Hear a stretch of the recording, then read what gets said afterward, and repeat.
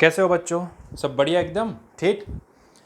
चलिए, तो आज के लेक्चर में हम डिस्कस करने वाले हैं एरर।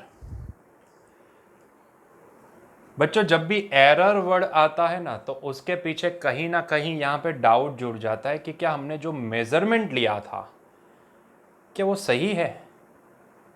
देखो, यहाँ पे जो हम मेजरमेंट लेते हो ना, जैसे कि मैं आपको एक एग्जांपल प्रोवाइड करूँ। मान लो कि मैं अगर आपको पूछूं कि ये पेन की लेंथ कितनी होगी, आप तुरंत दिखाओगे सर एक काम करो, हमें पेन प्रोवाइड करो, हम ना स्केल से मेजर करते हैं। मान लो बच्चों आपने मेजरमेंट ले लिया और आपने बताया कि सर इसकी लेंथ ना हो सकती है 15 सेंटीमीटर है, लेकिन क्या यहाँ पे सच में इसकी लेंथ 15 सेंटीमीटर होगी?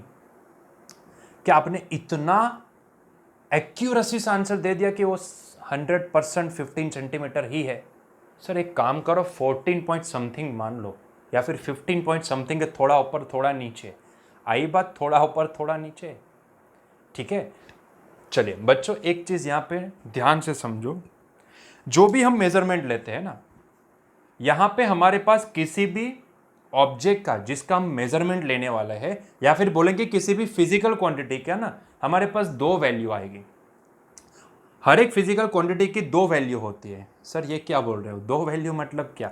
देखो, एक होती है उसकी ट्रू वैल्यू, एक होती है उसकी ट्रू वैल्यू जो सच में है, जो सच में उसकी इतनी ही वैल्यू है, जिसको बोलते हैं ट्रू वैल्यू, ठीक है। एक होती है ट्रू वैल्यू और दूसरी होती है मेजर्ड वैल्यू।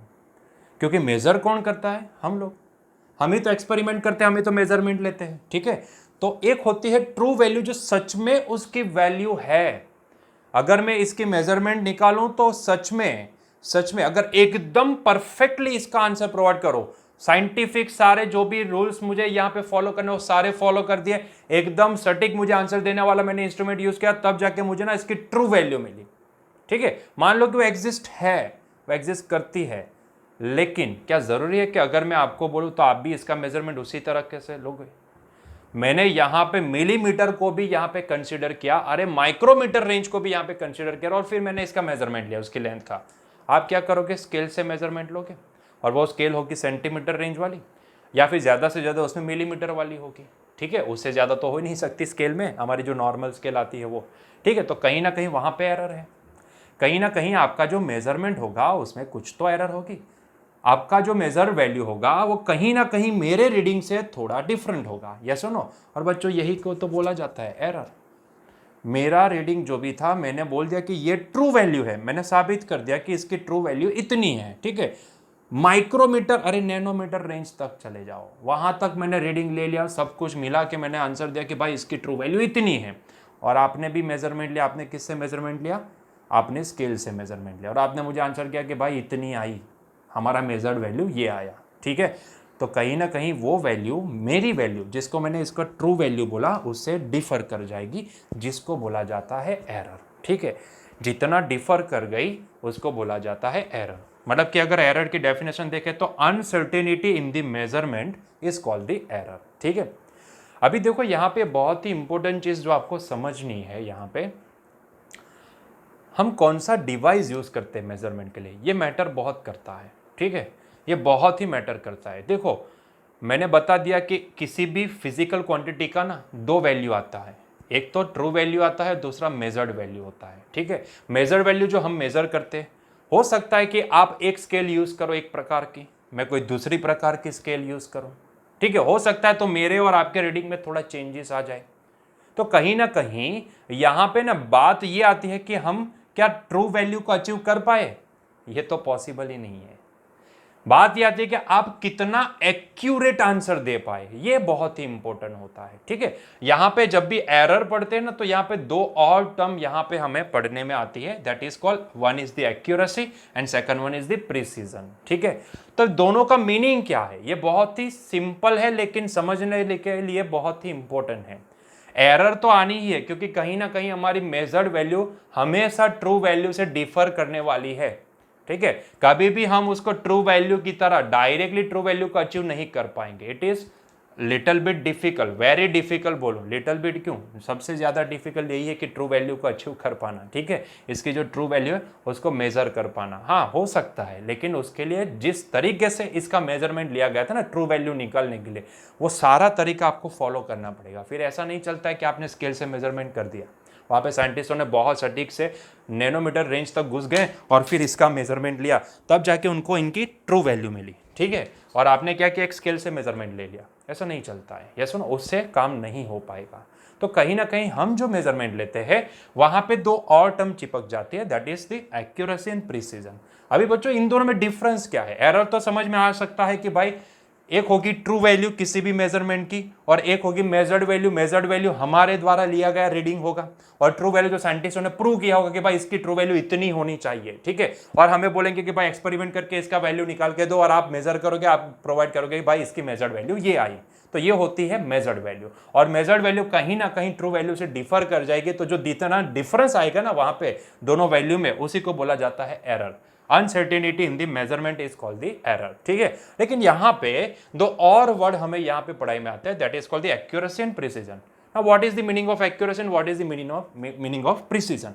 आइए समझते हैं एक्यूरेसी का मतलब क्या होता है, प्रिसीजन का मतलब क्या है। वैसे डेफिनेशन तो आपके सामने लिखी है, आप उसको चाहो तो यहीं से रीड कर लो, अगर समझ में आता है तो बढ़िया है, नहीं आता है तो हम समझाएंगे एक्सपेरिमेंट से, ठीक है। क्या लिखा है accuracy, how close the measured value is to the true value of the quantity is called the accuracy. मतलब कि आपका जो मेजर्ड वैल्यू है वो ट्रू वैल्यू से कितना क्लोज है, जितना क्लोज होगा उतना वो एक्यूरेट कहा जाएगा, ठीक है, ये होती है एक्यूरेसी। दूसरा प्रिसीजन, प्रिसीजन क्या बोलता है, up to what limit the quantity is measured is called the precision, ठीक है। इसका मतलब क्या होता है, अब कितनी लिमिट तक उसका मेजरमेंट लिए, मतलब सर समझ में नहीं आया, ये तो समझ में आ गया लेकिन इसमें थोड़ा गड़बड़ी हो गया, ठीक है, इसमें थोड़ी सी चीजें समझ में नहीं आई। आइए समझते हैं इन दोनों को कि एक्यूरेसी, ये तो समझ में आ सकता है, जो भी लिखा है उससे समझ में आ गया, लेकिन इसमें थोड़ी गड़बड़ी हो गई, ठीक है।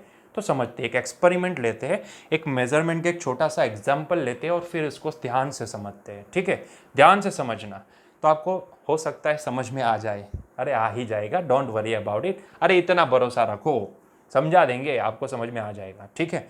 चलिए मान लो बच्चों, मैंने ना आपको एक एक्सपेरिमेंट करने को बोला, मैंने क्या किया, मैंने एक वायर लिया और आपको बोला कि बच्चों ये वायर का लेंथ निकालो, ये वायर का लेंथ मेजर करके हमें प्रोवाइड करो। अभी देखो ये वायर का लेंथ आपको मेजर करना था और हमें प्रोवाइड करना था, ऐसा टाइम आया कि आपके पास कोई स्केल ही नहीं थी। सर इतने बुरे दिन आ गए हमारे, अरे हो सकता है इतने बुरे दिन आ गए, हो सकता है आपके पास कोई स्केल ही नहीं है, अभी कैसे मेजरमेंट करोगे इसका। तो आप गए मार्केट में, मार्केट में गए तो भाई लॉकडाउन चल रहा था, एक ही शॉप खुली हुई थी, स्टेशनरी की एक ही शॉप खुली हुई थी, उसमें एक ही स्केल बची थी, और वो भी कैसी स्केल, ऐसी स्केल के जो आपने कभी सपने में भी नहीं सोची थी। मतलब कि उसके ऊपर सिर्फ सेंटीमीटर वाले मार्किंग थे, मिलीमीटर वाले थे ही नहीं, मिलीमीटर वाले थे ही नहीं, ठीक है, सिर्फ सेंटीमीटर वाले रेंज थे वहां पे, ठीक है। अभी क्या करें, सर ने टास्क दिया है तो ये तो पूरा तो करना ही पड़ेगा, ठीक है। तो आपने कहीं से वो स्केल को परचेस कर लिया कि भाई चलो जो भी है उससे मेजरमेंट ले लेंगे और सर को आंसर प्रोवाइड कर देंगे, ठीक है। तो आप वहां से वो स्केल उठा के लेके आए, उठा के नहीं परचेस करके लेके आए, ठीक है। तो वो ऐसी स्केल थी, अजीब प्रकार की स्केल थी कि जिसके ऊपर सिर्फ सेंटीमीटर के मार्किंग थे, मिलीमीटर वाले मार्किंग नहीं थे, ठीक है। तो ये हो गई वो स्केल जिसके ऊपर सिर्फ सेंटीमीटर वाले मार्किंग थे, मिलीमीटर वाले नहीं थे। आपके स्केल के ऊपर होते हैं ना, छोटे छोटे भी होते हैं, वो छोटे छोटे नंबर भी वहाँ पे प्रिंटेड होते हैं, ठीक है, छोटे छोटे मार्किंग होते हैं जो मिलीमीटर रेंज को रिप्रेजेंट करते हैं। तो ये आपने यहाँ पे स्केल लगाई और ये था उसका स्टार्टिंग पॉइंट, मतलब कि 0, फिर आता है यहाँ पे 1, फिर आता है यहाँ पे 2, फिर आता है यहाँ पे 3, फिर आता है यहाँ पे 4, फिर आता है यहाँ पे 5, और कहीं ना कहीं ये इसका प्रोजेक्शन था यहाँ पे, ठीक है, कहीं ना कहीं वायर का प्रोजेक्शन कुछ यहाँ पे था, ठीक है, ये वाला पॉइंट जो भी था उसका प्रोजेक्शन कुछ यहाँ पे था। तो आपने इससे मेजर किया, देखो आपकी जो स्केल है ना वो सेंटीमीटर वाली स्केल है, मतलब कि यहाँ पे सिर्फ सेंटीमीटर के मार्किंग है, उससे ज़्यादा नहीं है। तो देखो कहीं ना कहीं आपका जो मेजरमेंट आएगा ना 5 पॉइंट समथिंग आएगा।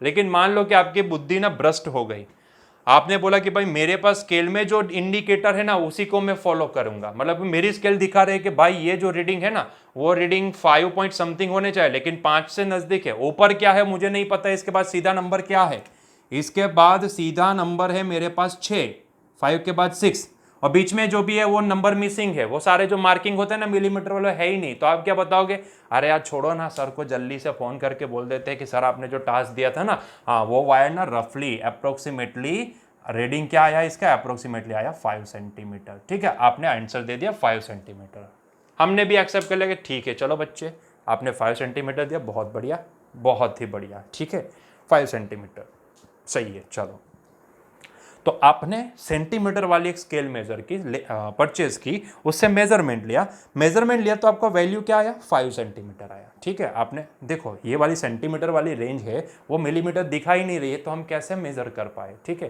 कैसे मेजर करेंगे, पॉसिबल ही नहीं होगा। तो यहाँ पे कहीं ना कहीं मैंने आंसर दे दिया 5 सेंटीमीटर। ठीक है, आपने आंसर दिया 5 सेंटीमीटर, हमने भी एक्सेप्ट कर लिया कि भाई तेरा रीडिंग आया 5 सेंटीमीटर, सही है। उसकी जगह पे आप थे सोनू, एक आया मोनू। मोनू ने क्या किया, मोनू के पास एक स्केल पड़ी हुई थी, उसने ढूंढा तो उसको एक स्केल मिली जिसके ऊपर मिलीमीटर वाले भी मार्किंग थे, मतलब कि छोटे छोटे नंबर भी वहां पे मार्क थे। ठीक है, तो उसकी जो स्केल थी ना उसके ऊपर ये मार्किंग था, ये ब्लू कलर को देखो 1 2 3 4 वगैरह वगैरह वगैरह। तो उसने देखा कि यार ये तो ना बहुत ही करीबी मामला हो गया, ये यार 5.1 और 5.2 के बीच में आ रहा है यार। अबे का लिखे इसका यार, ऐसा कैसा लेंथ प्रोवाइड कर दी है सर को ना समझ में नहीं आता है यार। एक तो लॉकडाउन का टाइम चल रहा है, वेब सीरीज देखने का टाइम है, और सर ने ये एक्सपेरिमेंट करने को बोल दिया। अभी ना भी नहीं बोल सकते, मना भी नहीं कर सकते। देखो उसने क्या रीडिंग दिया, आप सोनू थे, ये मोनू आया, मोनू ने रीडिंग लिया, उसके पास मिलीमीटर वाली स्केल थी, उसने रीडिंग लिया, उसने क्या रीडिंग दिया, उसने फटाक से फोन लगाया, यार ये बहुत ही करीबी मामला है, 5.1 और 5.2 के बीच में दिखा रहा है मुझे, लेकिन यार मुझे लगता है यहां से 5.1 से बहुत ही नजदीक है। तो एक काम करता हूं, सर को मैं बोल देता हूं 5.1 सेंटीमीटर। देखो सीधी वैरायटी ऑफ आंसर 5.1 सेंटीमीटर। ठीक है, चलो ये सोनू का रीडिंग था, ये मोनू का रीडिंग था। अभी तीसरी बारी आई अमित की।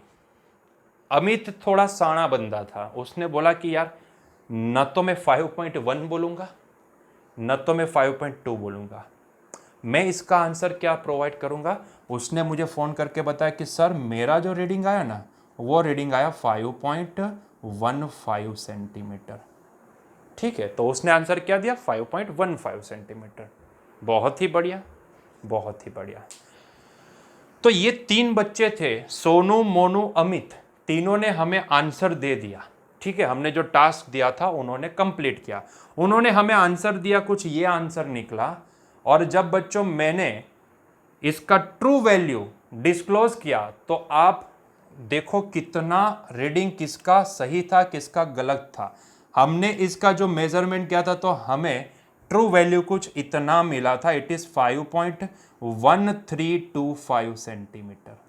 ठीक है, 5.1325 सेंटीमीटर। हमने 4 डिजिट तक आंसर निकाला और हमने बोला कि इसका मेजर करोगे ना तो ट्रू वैल्यू इतना आएगा। ठीक है, ये हमारा रीडिंग था, मान लो वही ट्रू वैल्यू है। तो अभी देखो प्रिसीजन समझते हैं। सोनू ने आंसर दिया 5 सेंटीमीटर, क्योंकि उसके पास स्केल की अवेलेबिलिटी ही नहीं थी, उसके पास जो स्केल थी वो सेंटीमीटर वाले मार्किंग वाली थी, उसमें उसकी कोई गलती नहीं है, मैं ना नहीं बोल रहा कि उसकी कोई गलती है, अरे भाई उसकी कोई गलती नहीं है, मैं एक्सेप्ट करता हूँ, लेकिन उसके पास जो अवेलेबल था उसी से उसने एक्सपेरिमेंट करके मुझे 5 सेंटीमीटर आंसर दिया। मोनू था, उसने मुझे आंसर दिया 5.1 सेंटीमीटर, उसके पास अवेलेबिलिटी थी स्केल की, उसने मेजरमेंट लिया, लेकिन एमएम में सिर्फ पॉइंट के बाद एक ही डिजिट उसने मेजरमेंट लिया। तो मैं ये बोल सकता हूं, देखो डेफिनेशन को समझो, up to what limit the quantity is measured is called the precision. Clear हुआ पॉइंट थोड़ा बहुत, up to what limit the quantity is measured is called the precision. मतलब कि मैं बोल सकता हूं मोनू का आंसर सोनू से प्रिसाइज है। आई बात समझ में, क्योंकि उसने पॉइंट के बाद एक डिजिट तक उसका मेजरमेंट लिया, तो मोनू का आंसर सोनू से प्रिसाइज है। 5.1 इज प्रिसाइज देन 5 सेंटीमीटर। आई बात समझ में, हालांकि वो ट्रू वैल्यू तो नहीं है लेकिन फिर भी प्रिसाइज है। किसके कंपैरिजन में, सोनू के कंपैरिजन में। ठीक है, अगर अमित की बात की जाए तो अमित ने 2 डिजिट तक यहां पे मेजरमेंट लिया, तो reading of Amit is more precise than Monu. ठीक है, मोनू ने एक ही डिजिट में आंसर दिया था पॉइंट के बाद, इसने 2 डिजिट में आंसर दिया। यस और नो?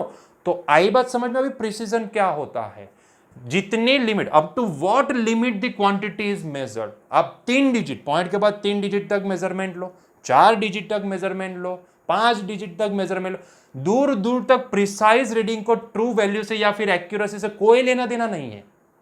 अगर मैं यहां पे 4 रीडिंग में अगर मेजरमेंट लेता, भले वो ट्रू वैल्यू से डिफर कर रहा है, बहुत ज्यादा डिफर कर रहा है, भले वो एक्यूरेट नहीं हो, उससे मुझे लेना देना नहीं है। अगर मैंने पॉइंट के बाद 4 डिजिट तक मैंने अगर वहां पे रीडिंग निकाला है तो मेरा रीडिंग प्रिसाइज होगा, मेरा रीडिंग प्रिसाइज होगा। प्रिसीजन को एक्यूरेसी से कोई लेना देना नहीं है। यस और नो?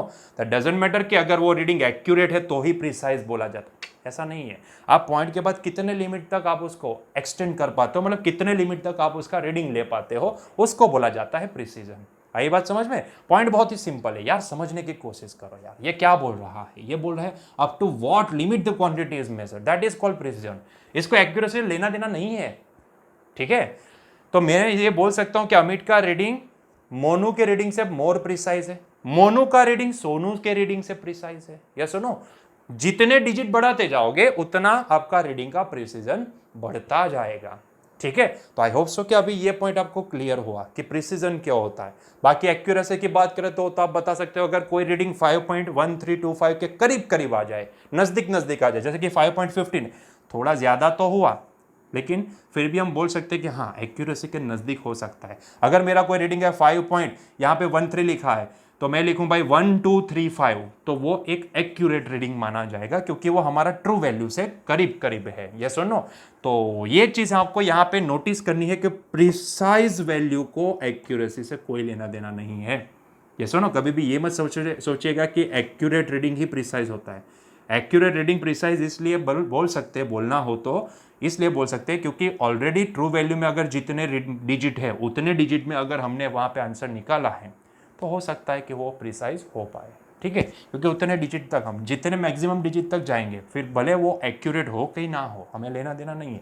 जितने डिजिट हम वहां पे पीछे ऐड करते जाएंगे पॉइंट के बाद, उतना प्रिसीजन बढ़ता जाएगा। ठीक है, ये वो दिखाता है प्रिसीजन। समझो, दोनों को डिफ्रेंशिएट करना सीख लो। ठीक है, आई बात समझ में? आई होप सो कि आपको एक क्लियर हुआ है पॉइंट, बहुत ही इंपॉर्टेंट है। What is accuracy and what is precision? I hope so कि इट इज नाउ क्लियर। ठीक है, चलिए, तो ये एक एक्सपेरिमेंट हमने किया जिसकी वजह से हमें ये प्रिसीजन क्या होता है, एक्यूरेसी क्या होती है, वो समझ में आई। ठीक है, बाकी तो एरर समझ सकते हो। ट्रू वैल्यू में से आप 5 सेंटीमीटर को निकाल लो तो आपको समझ में आ जाएगा कितना एरर आया। सिमिलरली ये मोनो के रीडिंग में कितना एरर था, तो यहाँ से इसको मिटा दो, मतलब मिटा नहीं देना है, सबट्रैक्ट कर लेना है, तो आपको इसमें एरर पता चले। देखो डिफरेंस दिख ही रहा है आपको, ट्रू वैल्यू से सारे रीडिंग ना डिफर कर रहे हैं, तो ये जो डिफरेंस होगा ना, दैट इज कॉल्ड एरर। ठीक है, that is called error. Uncertainty in the measurement is called the error. Clear है पॉइंट? चलिए, तो आगे बढ़ते हैं। अभी बात करते हैं एरर की। ये 2 पॉइंट तो हमारे क्लियर हो गए। अभी बात करते हैं एरर की। बच्चों, एरर के केस में क्या एरर पॉजिटिव ही होती है या फिर नेगेटिव भी हो सकती है? मुझे ये देखना है कि एरर क्या पॉजिटिव ही होती है या फिर नेगेटिव ही होती है। देखो बच्चों, एरर डिपेंड करती है, एरर पॉजिटिव भी होती है, नेगेटिव भी होती है। अगर कोई पूछे मुझे कि एरर कैसे निकालेंगे सर, तो एरर निकालने के लिए आप सीधा सा सिंपल सा फॉर्मूला लगा सकते हो। कौन सा वाला फॉर्मूला? मैंने क्या बोला, कोई भी एक फिजिकल क्वांटिटी का अगर आप मेजरमेंट लेते हो तो आपके पास 2 वैल्यू आती है। आपके पास 2 वैल्यू आती है, एक ट्रू वैल्यू होती है उसकी और एक मेजर्ड वैल्यू होती है। तो मेजर्ड वैल्यू ट्रू वैल्यू से कितनी डिफर कर रही है उसी को तो एरर बोलते हैं। तो अगर मैं इसका फॉर्मूला बनाना चाहूं तो मेरे लिए एरर का फॉर्मूला क्या बनेगा? एरर, स्मॉल लिखते हैं इसको, so error is nothing but equal to true value minus measured value. Simple सा इसका फॉर्मूला है, error is nothing but equal to true value minus measured value. ठीक है, ये दिमाग में फिट कर दो। एरर क्या होती है? True value minus measured value. ठीक है, अगर यहां पे देखो true value minus measured value, लेकिन इसके लिए एरर को फाइंड आउट करने के लिए आपको ट्रू वैल्यू पता होनी चाहिए। ठीक है, फिर ऐसा नहीं होता है कि भाई ट्रू वैल्यू पता ही नहीं और हमने मेजर वैल्यू निकाल लिया। ठीक है, सॉरी एरर निकाल लिया, ये पॉसिबल नहीं होगा। ट्रू वैल्यू पता है तो ही मेजर वैल्यू निकल सकती है। आई बात समझ में?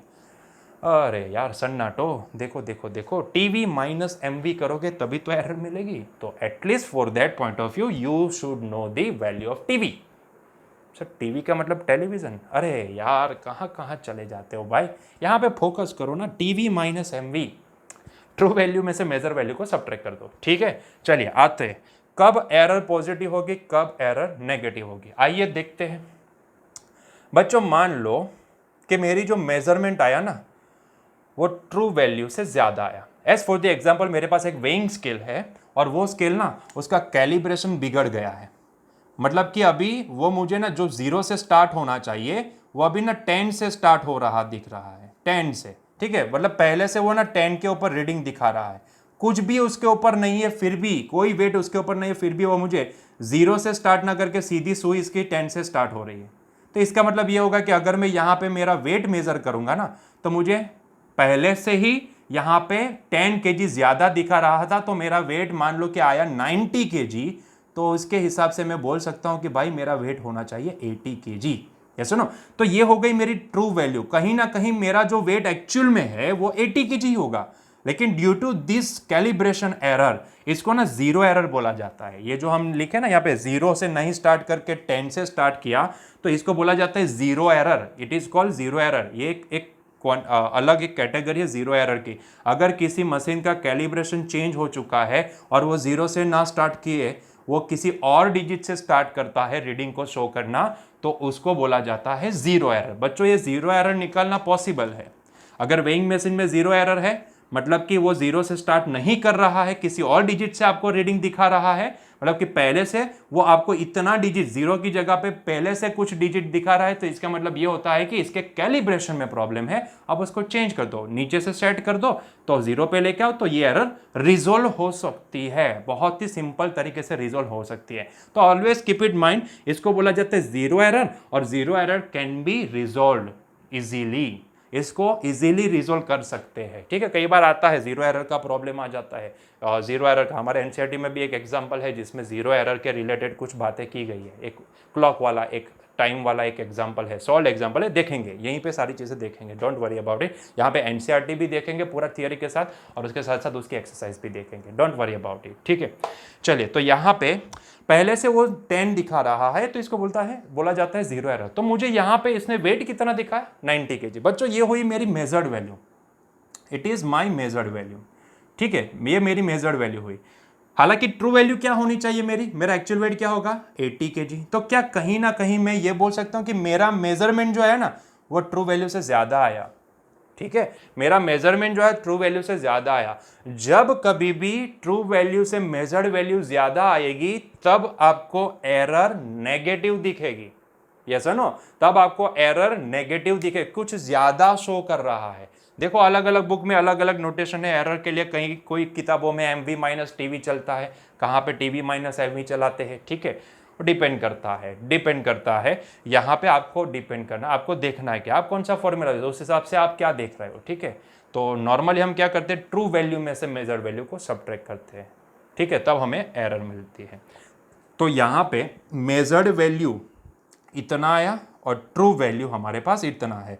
तो बच्चों जब व्हेन, अगर मैं लिखूं व्हेन नहीं इफ लिखता हूं, if measured value is greater than true value, तो यहां पे मैं 100% बोलूंगा कि तब error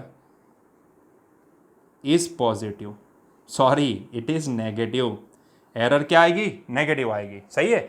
and if measured value is less than true value, तो मैं बोलूंगा कि तब मेरे पास एरर जो भी आएगी वो पॉजिटिव आएगी। ठीक है, सीधा सा है, यहीं से आप सब्ट्रैक्शन से समझ सकते हो कि when ever measured value is greater than true value, तो छोटी वैल्यू में से आप बड़ी वैल्यू सब्ट्रैक्ट करोगे तो आंसर तो नेगेटिव ही आना है। अगर आपके पास मेजर्ड वैल्यू ट्रू वैल्यू से कम है तो एरर पॉजिटिव आएगी। सही है, पॉइंट क्लियर है। चलिए, तो ये हो गई एरर की बात। तो yes, error can be positive, error can be negative. Sir error zero हो सकती है क्या? एरर जीरो हो सकती है अगर आप मान लो कि जो ट्रू वैल्यू है उतनी ही एग्जैक्टली हमें मेजर्ड वैल्यू मिली है। देखो रियलिटी में ना ऐसा पॉसिबल नहीं है, कहीं ना कोई इंस्ट्रूमेंट का ही यूज करेंगे उसको मेजर करने के लिए, तो कहीं ना कहीं उतनी एक्यूरेसी से हम उसका आंसर नहीं निकाल पाएंगे। मतलब कि अगर बोलना चाहो तो मैं बोल सकता हूं कि every time whatever the measurement we do, that measurement should be accurate in nature, but it can't be true value. ठीक है, ट्रू वैल्यू तक पहुंचना मतलब कि इट इज थोड़ा डिफिकल्ट, वेरी डिफिकल्ट बोलते हैं, वेरी डिफिकल्ट हो जाएगा। ठीक है, तो कहीं ना कहीं हम मेजर्ड वैल्यू को एक्यूरेट बना सकते हैं। तो एक्यूरेट बनाने के लिए ही तो सारे हम इंस्ट्रूमेंट यूज करते हैं। जब सेंटीमीटर से काम नहीं बना तो मिलीमीटर वाली स्केल लेके आए, उससे काम नहीं बना, मतलब कि उससे आंसर तो आया, लेकिन प्रिसाइज आंसर लाने के लिए और उसकी छोटी रेंज में चले गए और उसकी छोटी रेंज में चले गए, तो चलते गए, ये तो एंड ही नहीं हो पाएगा ना, ये तो एंड ही नहीं आएगा। ठीक है, इसका कोई अंत नहीं है, ऐसा बोल सकते हैं। तो कई बार होता क्या है कि अप्रोक्सीमेटली ना हम मान लेते हैं कि भाई जो मेरा मेजरमेंट है, जैसे कि वेट में है तो मैं 80 केजी बोल दूं, तो मेरा अगर कोई मान लो कि मेरा वेट 80 केजी है, पॉइंट में भूल जाओ सारी चीजें, मैंने इसी को अज्यूम कर लिया कि भाई मेरा वेट ना 80 केजी है, वही ट्रू वैल्यू है। तो समहाउ एट द टाइम अगर मैं किसी वेइंग मशीन के ऊपर खड़ा रह जाऊं और वो भी मुझे 80 केजी दिखा है, तो इसका मतलब ये निकलता है कि तब जिसको मैंने ट्रू वैल्यू माना था ना, वही वैल्यू मुझे मेजर्ड मिली, तो तब एरर 0 बोल सकते हैं। बाकी रियलिटी में आप पूछोगे तो ट्रू वैल्यू से कहीं ना कहीं मेजर्ड वैल्यू डिफर करेगी ही करेगी। ठीक है, तो यहां पे एरर होनी ही होनी है, चाहे वो पॉजिटिव हो सकती है या फिर नेगेटिव हो सकती है। कब नेगेटिव आएगी आपको पता है, कब पॉजिटिव आएगी आपको पता है। ठीक है, तो ये हो गई बात यस एरर की, ये इसका सिंपल सा फॉर्मूला है, आप ये फॉर्मूला यूज करके एरर निकाल सकते हो। क्लियर है पॉइंट? चलिए आगे बढ़ते हैं। Now types of error. बच्चों कितने टाइप की एरर होती है? देखो अगर मैं एरर को क्लासिफाई करना चाहूं तो मैं ना उसको दो कैटेगरी में डिवाइड कर सकता हूं, एक होती है सिस्टेमेटिक एरर एंड दूसरी होती है रैंडम एरर। ठीक है, इसके अलावा भी एक होती है लिस्ट काउंट एरर। इसका ना मैं छोटा सा यहां पे पॉइंट बना दूंगा कि लिस्ट काउंट एरर होती क्या है। ठीक है, उसका छोटा सा पॉइंट बना देंगे, वो इतना इंपॉर्टेंट नहीं है, मतलब कि इंपॉर्टेंट है लेकिन उसके रिलेटेड कोई क्वेश्चन नहीं पूछेगा कि भाई explain the list count error. हाँ, 1 मार्क्स में आ सकता है कि लिस्ट काउंट एरर क्या होती है, वो समझा दूंगा आपको। आप ऐसे भी समझ चुके हो लिस्ट काउंट एरर क्या होती है। ठीक है, हम देख चुके हैं। कहाँ पे सर? अभी वो एक्सपेरिमेंट देखेंगे ना, उसमें आ गया वो सारी चीजें। ठीक है, चलो यहाँ पे आते हैं, पहले टाइप को अच्छे से समझ लेते हैं। एरर के दो टाइप है, one is called systematic error, second one is called random error. देखो सिस्टमेटिक नाम में क्या रखा है, सिस्टम, मतलब कि कहीं ना कहीं कोई सिस्टम को फॉलो करेगी। मतलब कि जैसे कि मैंने बोल दिया कि वेइंग मशीन में पहले से कैलिब्रेशन खराब है, 0 को ना दिखा के उसमें 0 एरर है, इसलिए वो मुझे कोई और डिजिट मान लो कि 10 kg से ही दिखा रहा है, तो जितने भी मैं एक्सपेरिमेंट करूंगा ना, वो वेइंग मशीन से जितने भी मैं एक्सपेरिमेंट करूंगा, वो सारे एक्सपेरिमेंट में ना पहले से 10 kg की ही एरर आएगी। मतलब कि इसका मैग्नीट्यूड जो फिक्स है ना वही रहेगा। पहला रीडिंग लिया तो उसमें भी 10 kg का इंक्रीमेंट दिखेगा मुझे, उसकी जो मेजर्ड वैल्यू होगी वो पहले से ट्रू वैल्यू से ज्यादा आएगी, और कितनी? 10 kg। दूसरा रीडिंग लिया तो उसमें भी 10 kg का एरर, तीसरा रीडिंग लिया तो उसमें भी 10 kg का एरर। मतलब कि ड्यू टू द कैलिब्रेशन, जो कैलिब्रेशन खराब है उस वेइंग मशीन का, तो वो जितनी एरर पहले से है 10 kg वो हर एक रीडिंग में रिफ्लेक्ट होगी, और वो 10 kg ही रिफ्लेक्ट होगी। यस और नो? मतलब कि अगर वो एरर पहले से नेगेटिव है तो वो हर एक रीडिंग में नेगेटिव ही रहेगी। इसको बोला जाता है सिस्टमेटिक एरर। वो रेगुलर इन नेचर होती है, मतलब कि हर एक रीडिंग में जितनी एरर हमें पहले रीडिंग में दिखी उतनी ही एरर हमें दूसरे रीडिंग में दिखेगी, उतनी ही तीसरे रीडिंग में, क्योंकि यहाँ पे कैलिब्रेशन खराब हुआ है इंस्ट्रूमेंट का। यस और नो? और वो पहले से मुझे 10 kg एक्स्ट्रा दिखा रहा है, मतलब 0 को ना दिखा के 10 kg दिखा रहा है, तो इसका मतलब है कि हर एक रीडिंग में वो 10 kg रिफ्लेक्ट होगा एक्स्ट्रा। यस और नो? तो कहीं ना कहीं यहाँ पे नेचर जो भी उसका होता है वो रेगुलर होता है। ठीक है, उसमें इरेगुलरिटी नहीं होती कि भाई पहले रीडिंग में 10 kg दिखा दिया, दूसरे रीडिंग में कैलिब्रेशन चेंज 2 kg एक्स्ट्रा दिखाया, तीसरे रीडिंग में कैलिब्रेशन चेंज, अरे भाई अभी तो कोई एरर ही नहीं है, जो इसकी ट्रू वैल्यू वही दिखा रहा है। ऐसा नहीं होगा, ऐसा नहीं होगा वहां पे, क्योंकि वो मशीनरी की गड़बड़ी है, उसके कैलिब्रेशन की गड़बड़ी है, तो वो हर एक रीडिंग में रिफ्लेक्ट होगी ही होगी। यस और नो? जैसे कि एक मेजरमेंट के लिए एक और एग्जांपल ले लो। मान लो कि आपके पास एक स्केल है और वो स्केल के ऊपर ना एक नंबर मिसिंग है, मतलब कि स्केल के ऊपर 0 के बाद 1 होना चाहिए, 2 होना चाहिए, उसके बाद 3 होना चाहिए, उसके बाद 4 होना चाहिए। मान लो यहाँ पे मिस प्रिंट है और 5 है और 6 है। अभी आप ये वाली स्केल से ना जितनी बार मेजरमेंट करेंगे और अगर वो कोई मेजरमेंट ग्रेटर देन 5 होगा तो हर एक रीडिंग में आपको 1 सेंटीमीटर का एरर दिखेगा। ठीक है, अगर आपने इससे कोई तार का मेजरमेंट लिया और वो तार ना आपने मेजरमेंट दिया 6 सेंटीमीटर, तो हकीकत में रियलिटी में क्या वो तार का मेजरमेंट 6 सेंटीमीटर होगा? क्या उसकी लेंथ 6 सेंटीमीटर होगी? नहीं, उसकी लेंथ 5 सेंटीमीटर होगी, क्योंकि 3 के बाद एक डिजिट मिसिंग है। यस और नो, वो मिस प्रिंट हुआ है। तो वो 5 से ग्रेटर देन कोई भी रीडिंग आप लोगे, यहां पे जो 5 लिखा है ना, उससे ग्रेटर देन कोई भी रीडिंग लोगे, हर एक में वो रिफ्लेक्ट करेगा और उतना ही रिफ्लेक्ट करेगा, 1 सेंटीमीटर 1 सेंटीमीटर 1 सेंटीमीटर। इसके पहले नहीं रिफ्लेक्ट करेगा, लेकिन इसके बाद ये 5 है, इसके बाद हर एक रीडिंग में रिफ्लेक्ट करेगा। ठीक है, आई बात समझ में? तो कुछ सिस्टम होती है यहाँ पे, कुछ सिस्टम को फॉलो करती है, कुछ रेगुलरिटी आपको दिखेगी यहाँ पे, जो हर एक रीडिंग में वो आपको रिफ्लेक्ट करती जाएगी। ठीक है, अगर वो ज्यादा दिखा रही है तो हर एक रीडिंग में वो ज्यादा ही दिखाएगी। अगर ये वाली स्केल का यूज करके मैं 6 सेंटीमीटर का वायर की लेंथ मेजर करूंगा तो भी मुझे 1 सेंटीमीटर ज्यादा दिखाएगी। मैं 7 सेंटीमीटर का मेजरमेंट लूंगा तो भी मुझे 1 सेंटीमीटर ज्यादा दिखाएगी। मैं 8 सेंटीमीटर का मेजरमेंट लूंगा तो भी मुझे वो 1 सेंटीमीटर ज्यादा ही दिखाएगी। तो देखो, एक तो 1 सेंटीमीटर और दूसरा ज्यादा, हर एक रीडिंग में वो मुझे ज्यादा दिखा रही थी और हर एक रीडिंग में 1 सेंटीमीटर ही ज्यादा दिखा रही थी। तो बच्चों, इसको बोला जाता है सिस्टमेटिक एरर। जब ऐसी एरर आ जाती है, मिस प्रिंट की वजह से आ गई, कैलिब्रेशन की वजह से आ गई, तो इसको बोलेंगे क्या? Systematic error. आई बात समझ में? बहुत ही सिंपल है। ठीक है, तो वो रेगुलर इन नेचर होती है। पॉइंट देखते जाओ, वो रेगुलर इन नेचर होती है, वो या तो पॉजिटिव होती है या तो नेगेटिव, दोनों साथ में नहीं पॉसिबल है। एक ही एक्सपेरिमेंट में अगर अलग अलग आप अगर एक्सपेरिमेंट में अलग अलग ऑब्जर्वेशन ले रहे हो तो हर एक ऑब्जर्वेशन में वो बदलती नहीं रहेगी। या तो वो पॉजिटिव रहेगी तो हर एक ऑब्जर्वेशन में पॉजिटिव होगी, या तो नेगेटिव रहेगी तो हर एक ऑब्जर्वेशन में नेगेटिव रहेगी। ठीक है, ये बहुत ही इंपॉर्टेंट पॉइंट है। अगर मैं इसके सोर्स मानूं, मतलब कि कौन से ऐसे सोर्स है जिसको मैं सिस्टमेटिक एरर की कैटेगरी में रख सकता हूं, तो हमारे पास, हाँ जी, ये सोर्स कौन सा है? तो एक तो होती है इंस्ट्रूमेंटल एरर।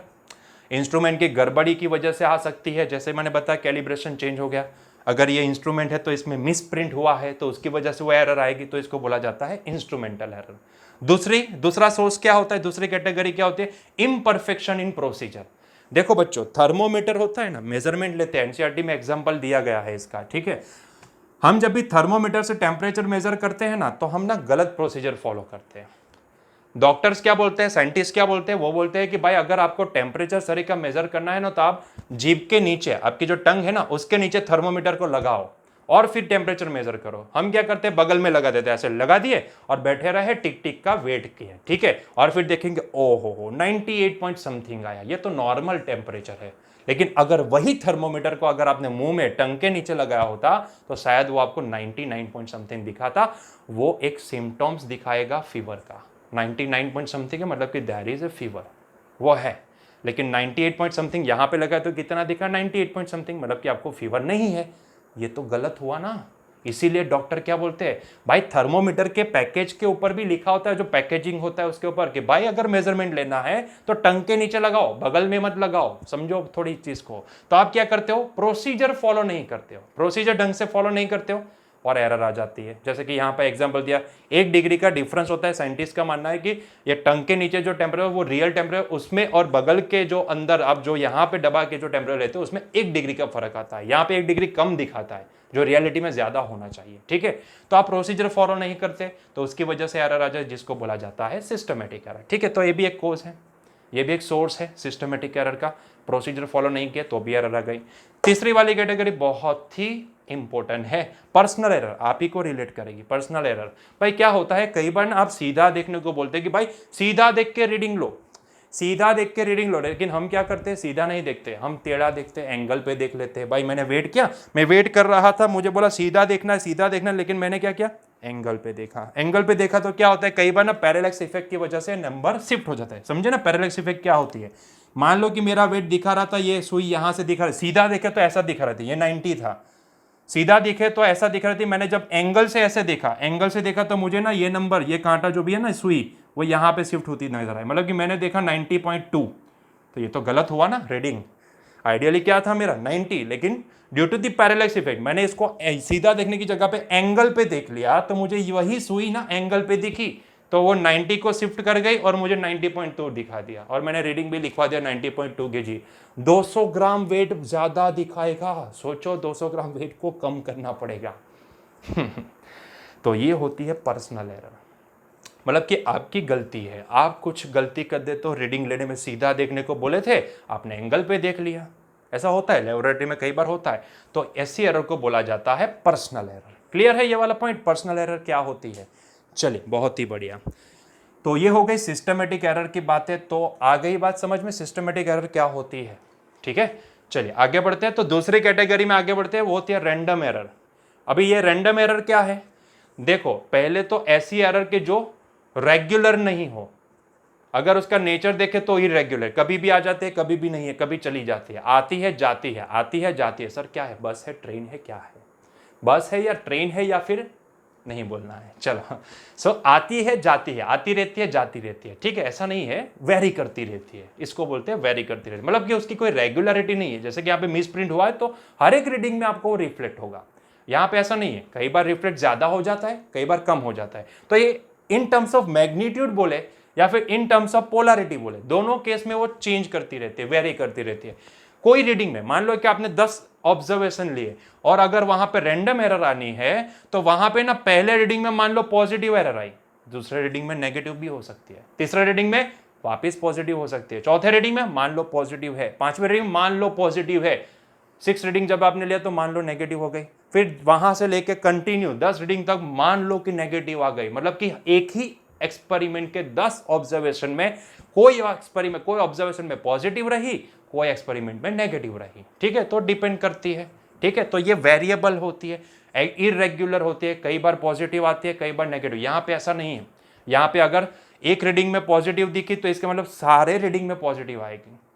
आप चाहे 100 रीडिंग भी क्यों ना ले लें, हर एक रीडिंग में पॉजिटिव ही आएगी। यहां पे ऐसा नहीं है, वो वेरी करेगी। ठीक है, इसीलिए इसको बोला जाता है रैंडम एरर। देखो बच्चों, सिस्टमेटिक एरर को अगर निकालना है तो वो आप आसानी से निकाल सकते हो, लेकिन रैंडम एरर को रिमूव करना, कंप्लीटली रिमूव करना पॉसिबल नहीं है। ये सुनो, हम इसको मिनिमाइज कर सकते हैं, इसको कंप्लीटली रिमूव नहीं कर सकते। रैंडम एरर की बात करो, ठीक है। सिस्टमेटिक को तो कंप्लीटली रिमूव करना कर सकते हो, कैलिब्रेशन चेंज हुआ, चेंज कर दो, 0 पे सेट कर दो, एरर निकल गई। यहां पे प्रोसीजर फॉलो नहीं की, अरे कर दो प्रोसीजर फॉलो, तो निकल गई। यहां पे पर्सनल एरर, अरे आपने एंगल पे क्यों देखा, सीधा देखो ना, सीधा अंकल सीधा देखो, सीधा देखे, एरर निकल गई। मतलब कि इसको निकालना बहुत ही आसान है, इसको निकालना इतना भी आसान नहीं है। इट कैन बी मिनिमाइज्ड, याद रखो, systematic error can be completely removed, पर रैंडम एरर कंप्लीटली रिमूव करना पॉसिबल नहीं है। इट कैन बी मिनिमाइज्ड, इसको मिनिमाइज किया जा सकता है। किसको, रैंडम को, सिस्टमेटिक को नहीं, रैंडम को मिनिमाइज किया जा सकता है, लेकिन उसको कंप्लीटली रिमूव नहीं किया जा सकता। क्लियर है पॉइंट? चलिए, हाँ, किसकी वजह से आती है? देखो, arise is due to the random and unpredictable fluctuation in experiment. एक छोटा सा एक्सपेरिमेंट समझो। मान लो बच्चों, मैं एक लेबोरेटरी में एक एक्सपेरिमेंट कर रहा था। एक्सपेरिमेंट में क्या कर रहा था मैं किसी का ना एक रेजिस्टेंस मेजर कर रहा था। ठीक है, रेजिस्टेंस आएगा, वो करंट इलेक्ट्रिसिटी में आप पढ़ोगे 12th स्टैंडर्ड में, वैसे पढ़ चुके हो आप, 10th स्टैंडर्ड में भी आ गया है वो, series connection of 2 resistor, parallel connection of 2 resistor, ohm's law, सारी चीजें पढ़े हैं ना। हाँ, वही उसकी बात कर रहा हूँ। ठीक है, तो ये कुछ ना आप वहां पे देख चुके हो। तो मैं एक रेजिस्टेंस मेजर कर रहा था और उस रेजिस्टेंस के मेजरमेंट में ना, अभी रेजिस्टेंस एक ऐसी चीज है ना, वो टेम्परेचर के ऊपर डिपेंड करती है। मतलब कि अगर टेम्परेचर इंक्रीज करेगा ना तो रेजिस्टेंस भी इंक्रीज हो जाएगा, टेम्परेचर डिक्रीज करेगा तो रेजिस्टेंस भी डिक्रीज कर जाएगा। ठीक है, अभी ये ना, जब आप एक्सपेरिमेंट कर रहे थे ना, तब आपको पता नहीं था, हो सकता है आपको पता नहीं था। ठीक है, वैसे करंट इलेक्ट्रिसिटी पढ़ोगे ना तो आपको समझ में आ जाएगा। लेकिन मान लो कि आपको पता नहीं है, आपने पहला रीडिंग जब लिया ना रेजिस्टेंस का, तब ना टेम्परेचर रूम का कितना था, 26 डिग्री सेल्सियस। कितना, 26 डिग्री सेल्सियस। ठीक है, पहला जब आपने रीडिंग लिया तब पता नहीं कहां से 5 मिनट में टेम्परेचर ना सीधा 30 हो गया। अरे सर, कैसे 4 डिग्री बढ़ गया? अरे भाई, कौन सा खिसे में लेके घूमना है भाई, अज्यूम कर लो 4 डिग्री इंक्रीज हो गया। आपने दूसरा एक्सपेरिमेंट लिया, ऑब्जर्वेशन लिया, और रीडिंग में इतना ज्यादा चेंज दिखा। कितना, बहुत बड़ा। पहले आया था 5 ओम, बाद में आया 5.7 ओम। ओह सर, 0.7 इंक्रीज कर गया। अरे मान लो 0.7 क्या, 6 ओम कर दो, हमें क्या है, समझना है ना, तो समझने के लिए मान लो कि 6 ओम आ गया। ठीक है, 4 डिग्री का राइज और 6 ओम, मतलब कि 1 ओम का यहाँ पे बढ़ावा आ गया। अरे तेरी, फिर मान लो कि आपको गर्मी लगने लग गया, आपने एसी ऑन कर दिया, 24 पे सेट कर दिया और बैठ गए कि भाई जब तक यहाँ ना कूलिंग नहीं आता ना, रूम में कूलिंग नहीं आता, तब तक ना मैं एक्सपेरिमेंट नहीं करूंगा आगे। ठीक है, तो आप बैठ गए, शांति से बैठे रहे और एसी अपना काम करता गया। एसी ने क्या किया, रूम का सारा टेम्परेचर ना 24 पे सेट कर दिया। तो अब जब आपने 24 पे सेट करने के बाद जब आपने रीडिंग लिया, तो मान लो कि बच्चों आपको ना यहाँ पे रीडिंग आया 4.3 ओम। अरे देखो कितना वेरिएशन, पहला रीडिंग 26 पे आता 5 और दूसरा रीडिंग ना 30 डिग्री पे आप लिए थे, वो कितना था 6, और तीसरा रीडिंग जो लिया ना 24 डिग्री वहां पे, वो कितना है 4.3। इतना वेरिएशन देखा आपको, आप भी कंफ्यूज हो गए, यार ये क्या हुआ मेरे साथ यार। अरे आना चाहिए ना, 5 है तो दूसरा 5.1 आए तो भी चलेगा, 5.125 आए तो भी चलेगा, 5.15 आए तो भी चलेगा, अरे 4.9 आए तो भी चलेगा, लेकिन इतना वेरिएशन कैसे आया भाई। अरे भाई वो उसमें आपका गलती नहीं है, वो सराउंडिंग का गलती है, वो टेम्परेचर का गलती है, वो टेम्परेचर की वजह से ना आपका रीडिंग में खड़बड़ी आ गई। ठीक है, तो ये किसकी वजह से हुआ, अनप्रेडिक्टेबल फ्लक्चुएशन इन एक्सपेरिमेंट की वजह से हुआ। ठीक है, जो आपको पता नहीं था सराउंडिंग में क्या हो रहा है, आपको पता नहीं था, आपको तो लगा कि भाई मेरे को ना गर्मी लगी, चलो एसी ऑन कर दिया। आपको लगा कि गर्मी आई, गर्मी लगी तो एसी ऑन कर दिया, लेकिन आपको ये नहीं पता कि भाई ओम्स लॉ ना उसकी एक लिमिटेशन है। अगर आपने किसी फिजिकल क्वांटिटी का मेजरमेंट लेना है, टू बी स्पेसिफिक बात करूं, ओम्स लॉ की बात करें ना, तो ओम्स लॉ में अगर आपको ओम्स लॉ को अप्लाई करना है तो वहां पे ना फिजिकल कंडीशन फिक्स होनी चाहिए, मतलब कि टेम्परेचर वगैरह ना फिक्स होने चाहिए, ये बहुत ही जरूरी है, उसके लिमिटेशन है। आप पढ़ोगे 12th स्टैंडर्ड में, करंट इलेक्ट्रिसिटी में आएगा पढ़ने में। ठीक है, लिमिटेशन ऑफ ओम्स लॉ, तो वहां पे ना टेम्परेचर वेरी नहीं होना चाहिए। अगर टेम्परेचर वेरी हुआ ना तो यहाँ पे रेजिस्टेंस का वैल्यू चेंज हो जाएगा, क्योंकि रेजिस्टेंस जो आप बोलते हैं ना, आप क्या मानते हो, V is to I R, ये ओम्स लॉ थोड़ी ना है। ओम्स ने तो क्या बोला था, V is directly proportional to I बोला था, और ये जो प्रोपोर्शनलिटी होता है ना, उसी का कांस्टेंट हम मानते हैं R, प्रोपोर्शनलिटी कांस्टेंट है R, जो R ना सीधा टेम्परेचर के ऊपर डिपेंड करता है।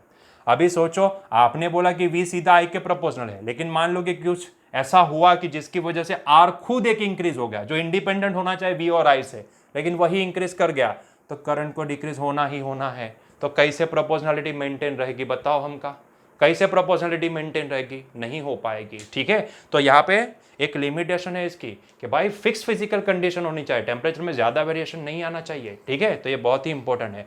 तो ये इसको बोला जाता है रैंडम एरर, कि जिसमें आपका कोई कसूर नहीं है। भाई आप एक्सपेरिमेंट कर रहे थे, आप अपना काम कर रहे थे, टेम्परेचर अपना काम कर रहा था, और गड़बड़ी ये हो गई कि आप उस फिजिकल क्वांटिटी का मेजरमेंट कर रहे थे जो टेम्परेचर डिपेंडेंट था, बस यही आपकी गलती थी।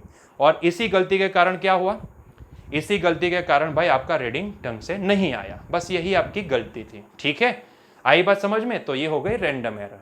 तो हम क्या बोले, रैंडम एरर को मिटाना इतना भी आसान नहीं होता है, या सुनो, रैंडम एरर को मिटाना है पॉसिबल नहीं है, उसको मिनिमाइज किया जा सकता है, उसको मिनिमाइज किया जा सकता है, लेकिन उसको 100% निकाला नहीं जा सकता। ठीक है, इसके बाद एक और आखिरी एरर आती है जिसको ना ये दो कैटेगरी में काउंट नहीं किया जाता है, उसको बोला जाता है लीस्ट काउंट एरर। इसका छोटा सा पॉइंट यहां पे लगा देते हैं, लीस्ट काउंट एरर।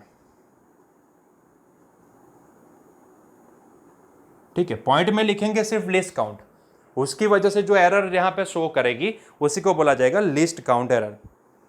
अभी लीस्ट काउंट होता क्या है, अभी ये लीस्ट काउंट होता क्या है भाई, अगर मैं बोलूं कि लीस्ट काउंट होता क्या है, तो भाई ये लीस्ट काउंट होता ये है कि the smallest value that can be measured by the measuring instrument.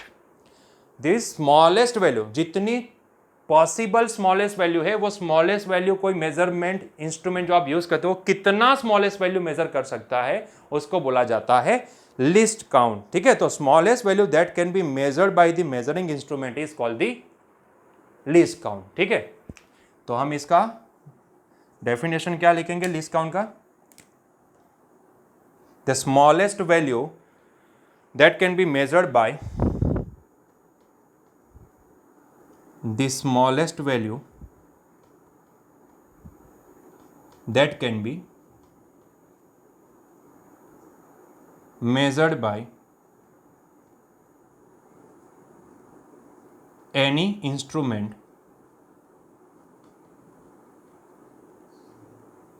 is called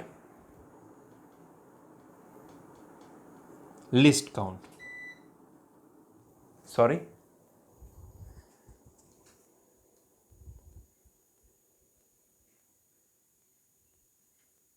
okay, due to the light there is a power cut off, कोई बात नहीं, ऐसे भी हमारा लेक्चर ख़त्म ही होने को आया है, तो ये छोटा सा आखिरी जो पॉइंट है उसको देख लेते हैं, ठीक है।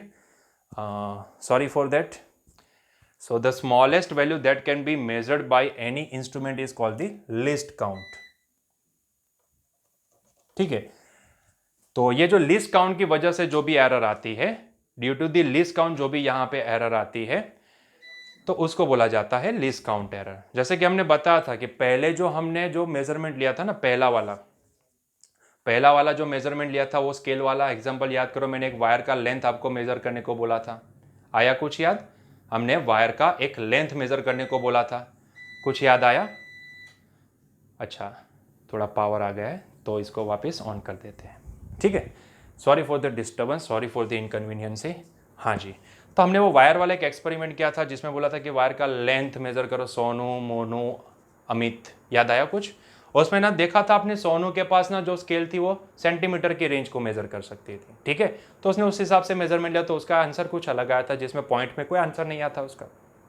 फिर मोनू ने एक्सपेरिमेंट किया, उसने बोला कि भाई 5 पॉइंट समथिंग है, मतलब कि उसने बोला 5.1, ठीक है।